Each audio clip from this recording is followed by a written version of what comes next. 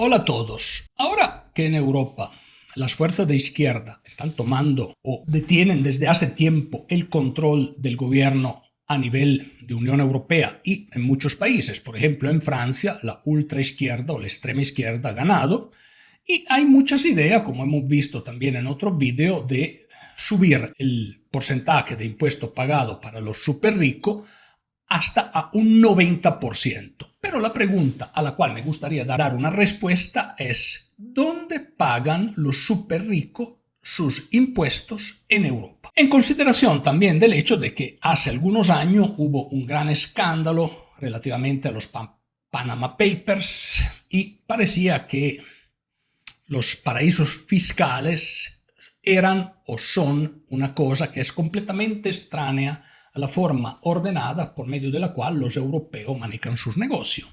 Bueno, analizando en este vídeo dónde realmente se pagan los impuestos en Europa, te sorprenderá que los europeos no son tan ordenados.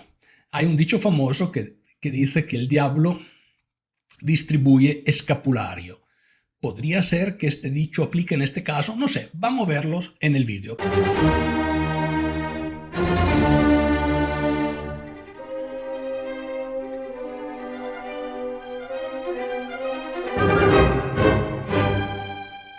Pero antes de seguir con la presentación, recuérdate que está mi libro a la venta, Eurodemencia. En él encontrarás todo lo que necesitas saber sobre la Unión Europea y sobre cómo ésta destruye el patrimonio de sus ciudadanos. Al mismo tiempo, dame tu like, comparte este video entre tus amigos y no te olvides de suscribirte al canal. Muchas gracias. Bueno, a nadie les gusta pagar impuestos. Al mismo tiempo, es correcto y es justo que haya un cierto nivel de impuestos para sostener el gobierno. El punto crucial es: hay un límite a los impuestos. Y esta es la respuesta o lo que deberíamos, o alrededor, el concepto alrededor del cual deberíamos razonar. Si analizamos la actividad de los políticos, podemos descubrir que de hecho no hay un límite a los impuestos. ¿Por qué? Porque normalmente los políticos, sin importar el color, que sean ellos de derecha o de izquierda, finalmente, poco a poco, hacen crecer el tamaño del Estado, porque gracias al crecimiento del tamaño del Estado logran permanecer en el poder, ser reelecto y tener más poderes. Por lo tanto, es una tendencia natural que todos los gobiernos, o la mayoría de los gobiernos del mundo, tengan una tendencia en aumentar de dimensiones y aumentar de gastos. Son muy pocos los casos de gobierno que son manejados de un punto de vista fiscal atentamente y en forma cuidadosa. Si vemos la mayoría de las economías, a empezar de la economía más importante del planeta, me refiero a la de Estados Unidos tiene una deuda de 35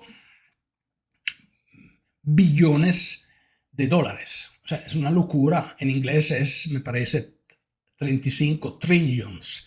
Es un número enorme. Si usted escribe ese número, probablemente, o si yo escribo ese número, podríamos equivocarnos en 1 o en 2 ceros. Imagínense. Dicho esto, ¿dónde pagan los impuestos los más ricos? Y esto es particularmente interesante analizarlo cuando llegamos a nivel de Unión Europea, porque los europeos siempre, ¿será que son o tienen o los tenemos en el imaginario como el viejo continente, los que deberían dar ejemplo? Entonces quieren dar ejemplo. Pero ¿qué pasa en Europa? Bueno, te sorprenderás descubrir que en Europa hay muchos paraísos fiscales, adentro de la misma Europa. No son paraísos fiscales totales. Algunos de estos son más ventajosos para actividades de empresa, otro para impuesto pagado por los individuos. O sea, cuando hablamos de impuesto, relativamente a este punto hay que entender que algunos impuestos son los que se cargan a las empresas, pero hay otros impuestos, por ejemplo, que pagan los individuos. Por ejemplo, el dueño de una fábrica paga los impuestos de las utilidades que la fábrica produce, pero a nivel personal paga impuestos sobre su patrimonio y lo que genera. Son dos cosas diferentes.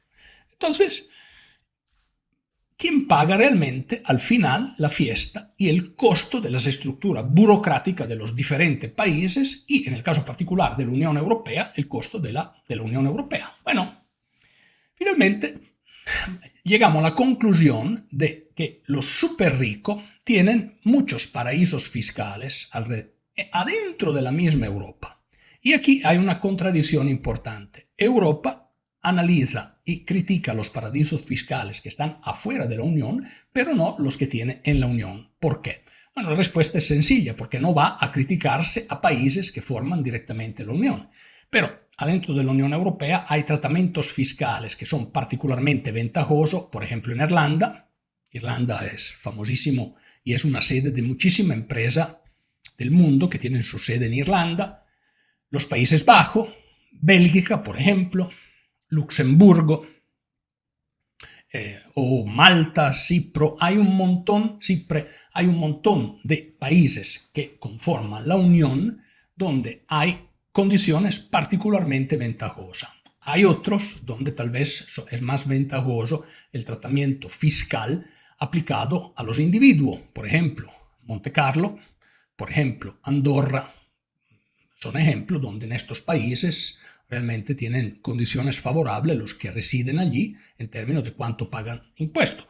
O países como en lo que eran del bloque de los países del este, como Rumania. Rumania creo que tiene un bracket de impuesto de un 10%, que es muy bajo comparado con lo que se paga normalmente de impuesto en España, en Francia, Italia o Alemania, los grandes países que cargan sus ciudadanos. Entonces hay muchas empresas que deciden mover su sede legal desde estos países que son particularmente caros, Italia, Francia, España, y moverla a países que tienen un tratamiento fiscal, si me permiten el término, más civilizado. Con esto no quiero criticar los que toman esta decisión.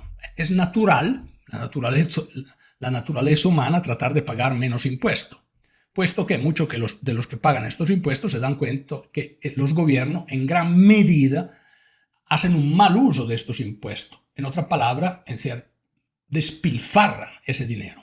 Entonces hay que entender los que quieren optimizar sus finanzas, pero esto abre a una profunda injusticia, porque los ciudadanos de clase media pagan todo y de hecho en proporción a lo que ganan, en porcentaje, pagan muchísimo más impuestos los ciudadanos de clase media que los súper ricos. En valor absoluto pagan muchísimo más los súper ricos, no es comparable, pero en porcentaje un ciudadano de clase media, por ejemplo, asalariado, probablemente se va a la casa con menos de la mitad de lo que gana, sin considerar que cada vez que tiene un gasto, desde comprarse un paquete de cigarros a comprarse una barra de pan o hacer relleno del carro en la estación de gasolina de servicio, cada vez hay impuestos que se suman a impuestos y en Europa el nivel impositivo, en este caso, puede llegar hasta un 70%.